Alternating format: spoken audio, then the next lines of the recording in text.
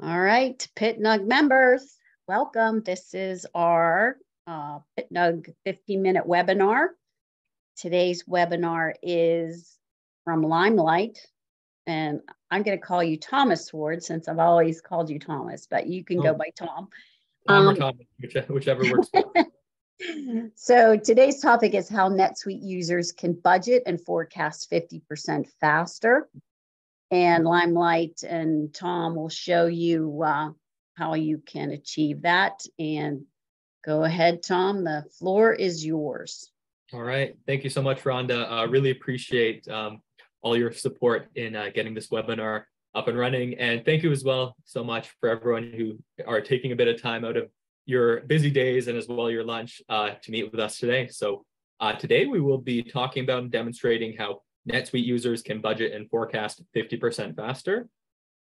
For a little bit of background, just high level, Limelight is a FP&A provider.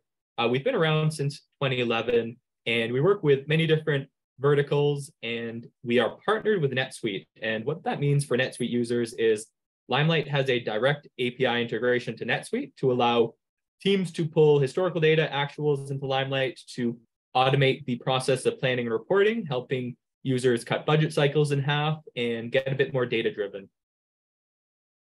So just going to, here we go. Just to get some introductions out of the way.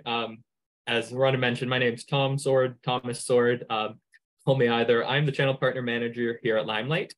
And with my role, I work with both consulting firms as well as organizations who are looking to provide FP&A automation to their end users.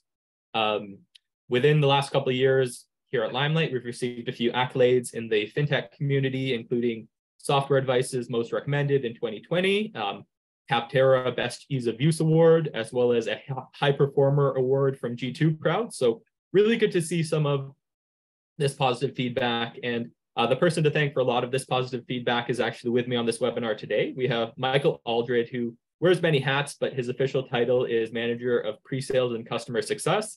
He's joining us today to walk through the solution in the demo environment once we get through some of these slides. But Michael, did you want to say hello to the group here? Yeah, thanks, Tom. And hi, everybody. Thanks for taking some time out of your busy days to look at the product with Tom and I today. Absolutely. And just as well, we love questions. So if anyone has any questions or features, use cases that you'd like to see, please let us know in the chat and we'll be sure to cover them all at the end. Here are a few organizations we work with. You'll notice some larger names such as TED Conferences, Honeywell, GSW. We do work with some smaller companies as well. Typically, the common theme between all the firms that we work with are they're organizations who are using Excel spreadsheets to plan, report, forecast, and analyze data, and are looking to cut down on the time it takes to prepare data and spend more time actually analyzing, reforecasting, and helping drive the business forward. So with my role as channel partner manager, as well as Michael Aldred here, we get to speak with NetSuite users on, I would say, a near daily basis, particularly Michael, who works in customer success. We have many clients who are on NetSuite, and prior to joining Limelight, here were some of the pain points that they experienced in their financial planning and analysis. So first of all, a lack of real-time data access. So Excel spreadsheets, not integrated, requires a lot of data dumps to be able to plan and report. When it comes time to kick off the budget cycle, oftentimes budgets can take 3 months. We've heard even longer to prepare in Excel. And oftentimes teams deal with multiple iterations. They deal with user errors, broken formulas, templates. As well, when we get to most organizations' largest expense, which is workforce planning, oftentimes in Excel spreadsheets can be very difficult to plan at a detailed level. And what this can lead to are large variances in budget to actuals. So Limelight, and we'll demonstrate as well, can help solve that pain point. As well, with so much time allocated to preparing the budget, there's often limited options when it comes to forecasting.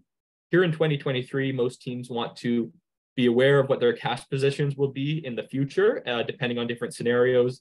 This is something that can be very hard to achieve in Excel, and that's something that is a big, strong point of our tool. Then when it comes time to reporting as well, oftentimes reports directly out of ERP systems can be a little bit canned and require quite a bit of slicing and dicing in Excel, where then, of course, in Excel spreadsheets, they can lack insight, they can lack narratives surrounding the data, as well as visual aids such as dashboards. So really the bottom line here are traditional Excel processes most of the time do not support a firm's growth trajectory, meaning that firms are spending a lot of time preparing data and not enough time actually being able to analyze it and take action. Here's a little bit more on what I mean, and I'm sure for many of the finance team members, this is very familiar, but traditional approaches typically involve dumping data from NetSuite into Excel spreadsheets, different templates or reports that are built. Oftentimes, teams also want to pull data from HR systems for workforce planning and CRM systems as well. And then from there, it's collaborated on between different department heads, most of the time via email before it is finally prepared. And throughout this process, what can happen is manual inputs can yield errors. There could be version control issues. So for example, HR department, since there were 4 or 5 iterations of a budget, are operating off of an old budget template. And as well, formulas, templates can be broken throughout. And Excel errors can be as simple as an annoying reference error, but they can be as large as million or even billion-dollar blunders, like we see in a few of the headlines here. One point that I did want to really drive home is one resource, CFO Dive, has actually found that bad use of FP&A can cost US companies $7.8 billion with a B dollars per year. And largely because of that can be input errors. For example, here an accounting error cost the U of Hartford $10 million. So these are headlines that we see often. Most of the time, they're not this dramatic, but they can cost organization time, money, and resources. So how does Limelight help solve this issue? So first of all, we do have a direct integration with NetSuite. We can as well pull information from a CRM system or an HRIS system, where then it is staged in Limelight's backend. And then on the front end, users can expect a very clean interface to plan for the year, plan for expenses, revenue, forecast, plan for headcount, report, and as well analyze data in a real-time, user-friendly, and collaborative environment. What we've done here is, as you'll see in the demonstration, we've kept our user interface very similar to Excel, but we are a fully cloud solution. So what that means is we are fully integrated to NetSuite. You can expect real-time data access from information from NetSuite or your other source systems. And despite the fact that it has a very familiar Excel interface, it has all the modern securities and automations that you'd expect from a web-based software. And here's just some market research and as well as some feedback from our clients on why finance teams are switching to cloud FP&A, mainly direct integrations to source systems, as well requiring a bit more context behind numbers.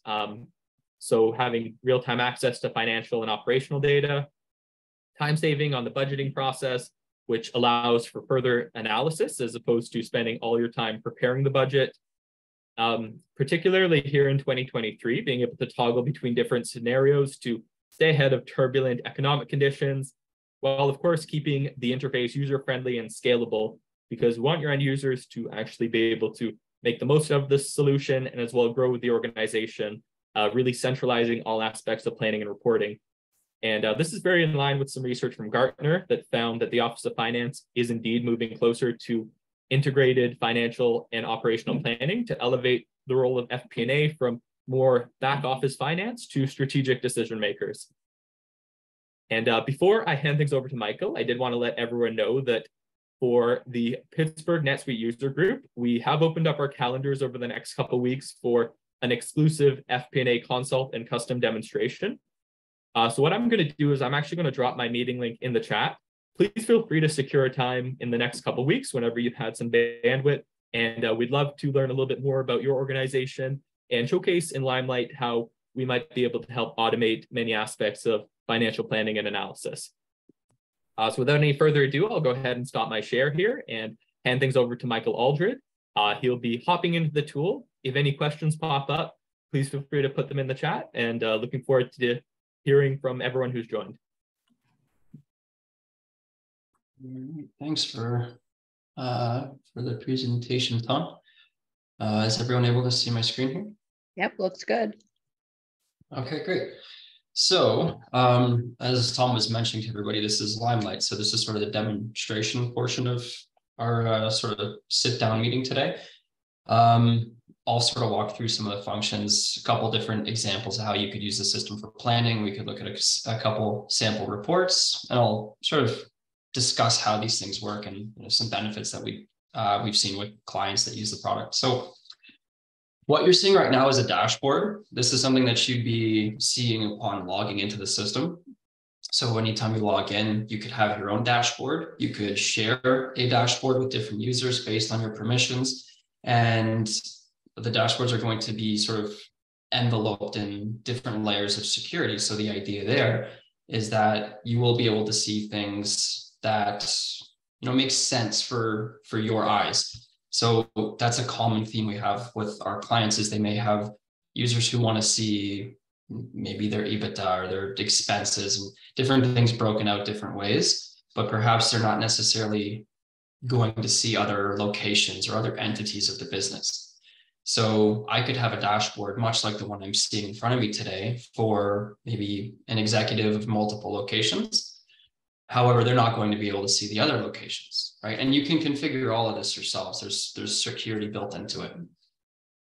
Now, some of the functions that are going to be very useful with dashboards, your planning templates, any of your reports, may they be management or financial or just some variances that you want to track, more analytical reports, they will all have one thing in common, and it's going to be the ability to use your dimensions, much like you would have from NetSuite, to be able to filter and sort of slice and dice what you're seeing, right? So right now I have my expenses here broken out by departments by month, but I could just as easily click on the filter and go and look at a different location or a roll up of all my Pacific locations or my entire organization, right? So if I want to look at Los Angeles instead of San Francisco, we can filter it over real quick and now see a completely different breakup of how the data is looking.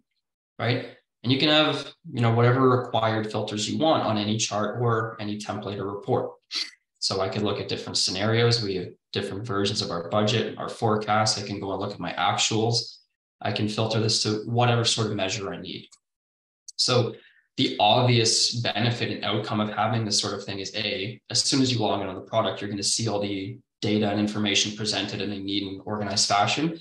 And it's going to give you immediate insight into the things that you want to know.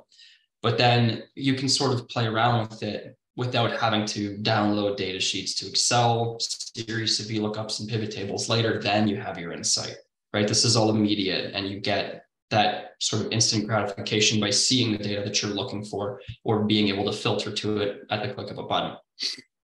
So when I talk about templates and reports, I'm referring to these options up here in your taskbar. So what we're going to look at is when we click on these are sort of menus. And a template is what you would use for planning, right? Templates are going to have a grid where you can input data. You can actually fill out a budget or update your forecast. And a report, that's where your income statements and your balance sheets are going to exist so that you can sort of review the outcome of all of your planning, your actuals rolling in, everything, right? So if we wanted to look at, let's say, an expense sheet here, you'll notice that what I did, I clicked on it to open it in a new tab here. And that's something I always encourage all my customers to do, is to open any template, any report they have in multiple tabs, because they're able to then leverage the whole browser component of the product and be able to look at different things by just sort of clicking over on their window pane, instead of needing to only look at one thing at a time, the way they would be if they were using an Excel file.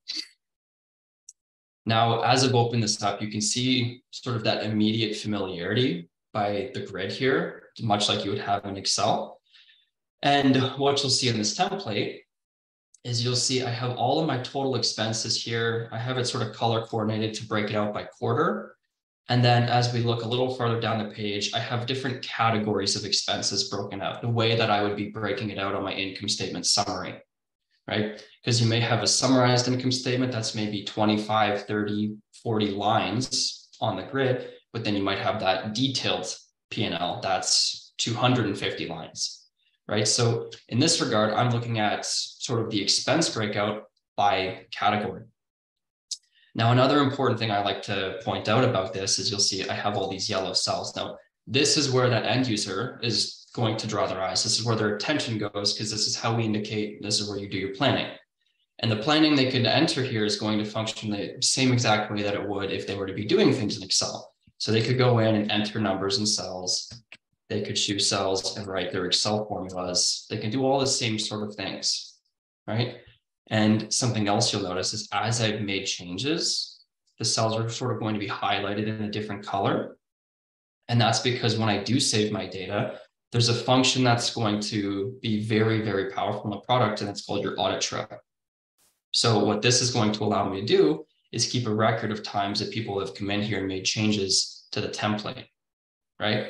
Now, as we use this template more and more and more, instead of seeing 2 entries, we'll start to see 50, 100, 150, and so on, and I'll be able to track that.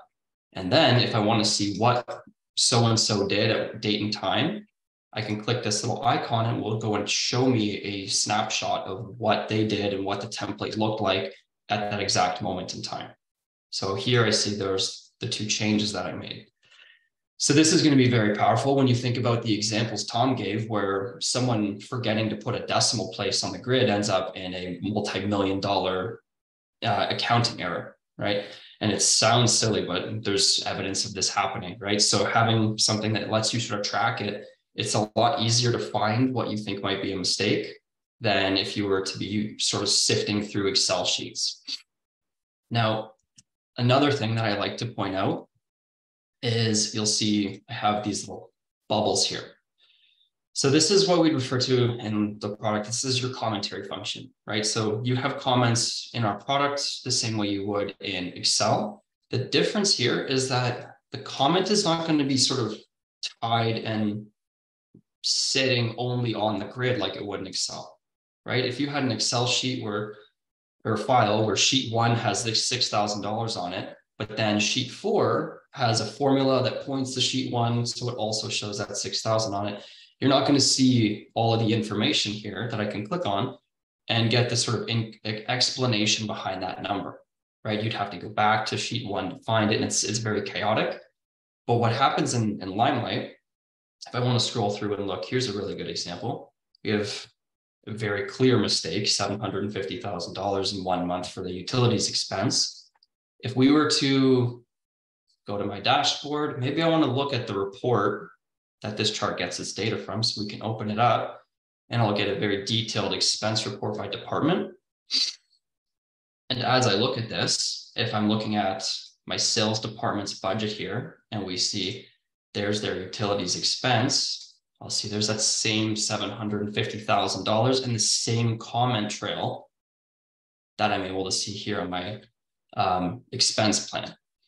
So what I like to think about this is sort of like a data continuity item, because you'll be able to see the comments and the dialogue that explain the data anywhere in the system that you're able to see it.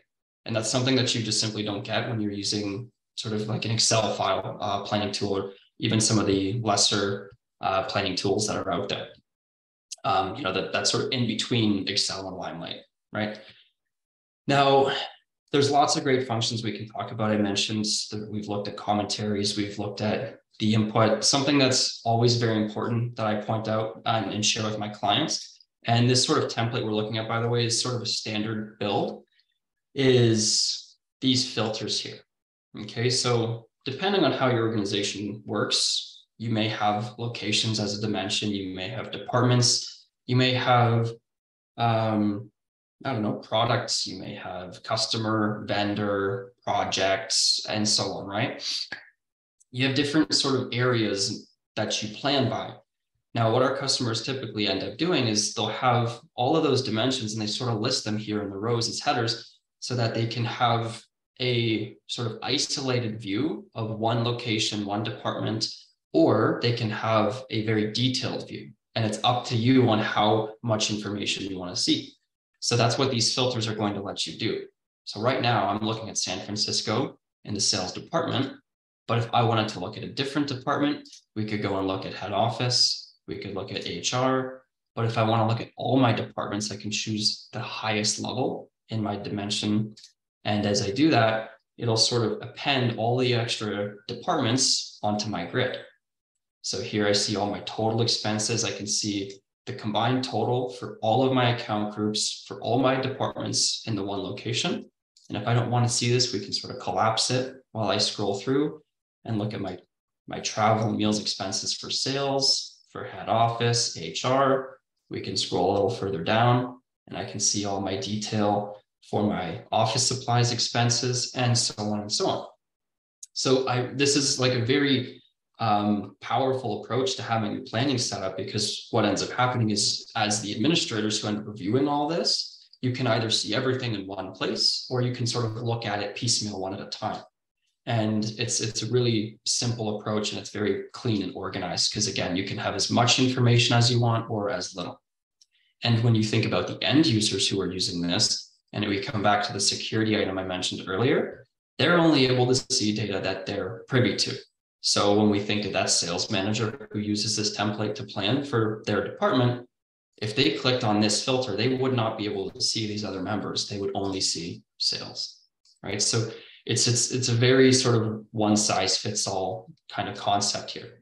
And again, this is not the only way to do things. I always want to be very clear about that. This is just one example. We're typically very agile, and we can customize sort of the templates and the design of them to what fits the sort of planning model for our customers. But this is something that's been a very constantly powerful, useful approach. Mm-hmm. And sorry to interrupt, Michael, just to Michael's point here, if you did want to explore how specifically Limelight could work based on how you have things set up, we'd be glad to connect further for a consult and a custom demo. Yeah. So what I'll do from here, so we've looked at an example of a template.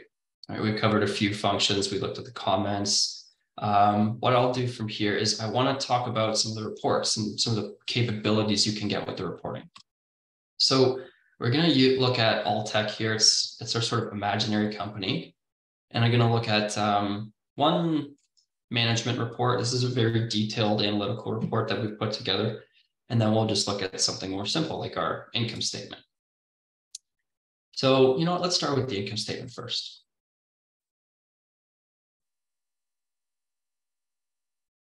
So here you are, very commonplace income statement. This is a great opportunity for me to talk about something I mentioned a moment ago, where I said you may have that sort of summary income statement with your account groups, or you may have that detailed version. Right now, instead of having one or the other in the product, you could quite literally have both in one, because you'll have the ability to be able to drill down on your different expense categories if you so choose. All right, so I can take this one report and make it significantly more detailed by the click of a button. I can expand everything, right? If I wanted to change any of the dimensionality about this report, we can use our filters to do so. So the idea is, instead of having to create and live in this sort of monotonous cycle of download data, create reports, download data, create reports, and sort of chase our tails month over month, just doing the same thing.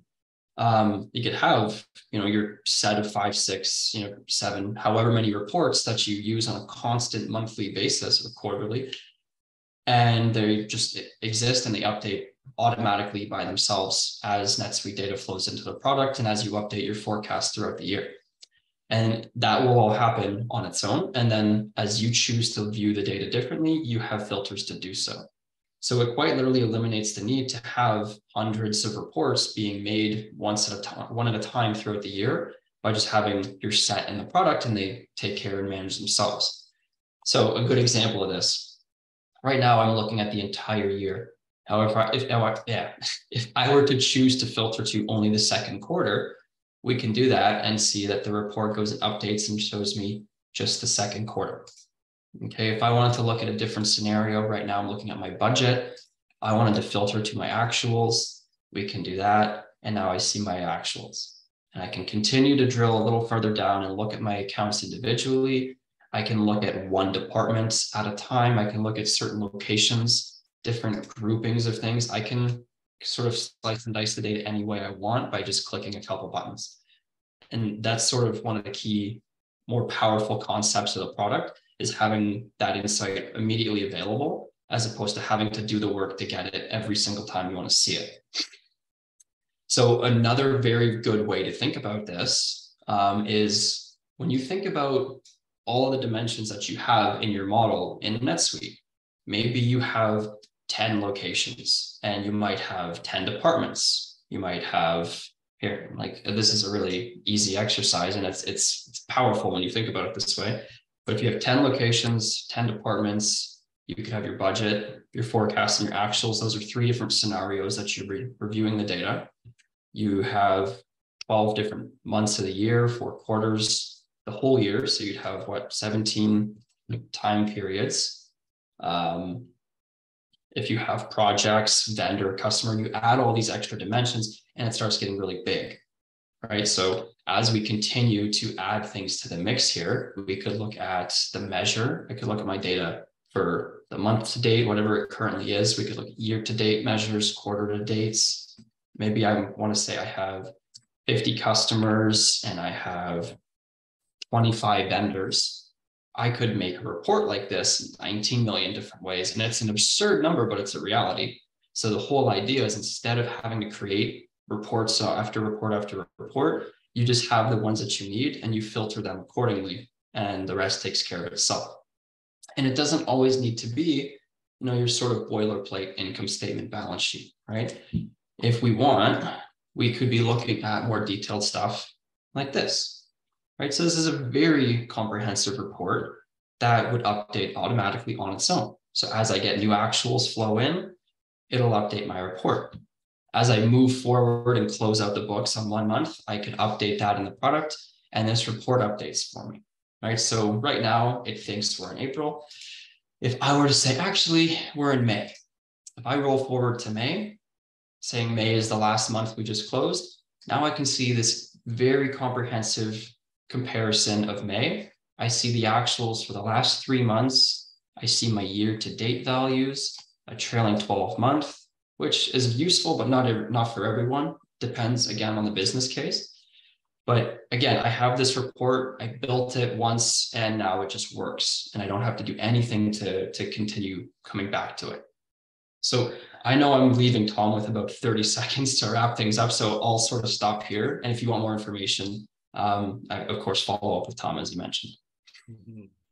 No, so thanks so much, Michael, for walking through that. And for all the attendees here, I hope that was helpful. What Michael showcased here is truly just a minutia of what the system is capable of. So if there were any use cases that you might be interested in when it comes to FP&A that we did not address, please feel free to book in a time using my meeting link. I will share it just here. We've opened up our calendars over the next couple weeks for these attendees, and as well for the Pittsburgh NetSuite user group members for this FP&A consult. So please feel free to schedule a time. I'm just going to drop my email address in here as well. So please feel free to email myself or Rhonda with any questions, and we would sincerely love to connect further with anyone who's attended and anyone who has any more questions. So I'll hand things over to Rhonda for the outro, and big thanks again to her for helping organize. No, thank you guys. It was really good. Thank you, Michael and Thomas. Does anyone have a question they want to throw out there? I mean, usually we don't have a lot of questions, but anyone in the group have a question? No. Okay. I will, be sending out the follow-up email, and I'll let you know when we post the recording. This was just a brief introduction. So anyone that's interested, definitely use the calendar invite or reach out to me. I can get that to you also. And,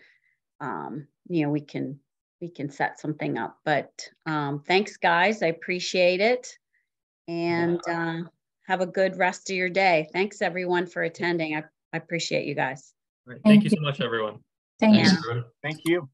Bye.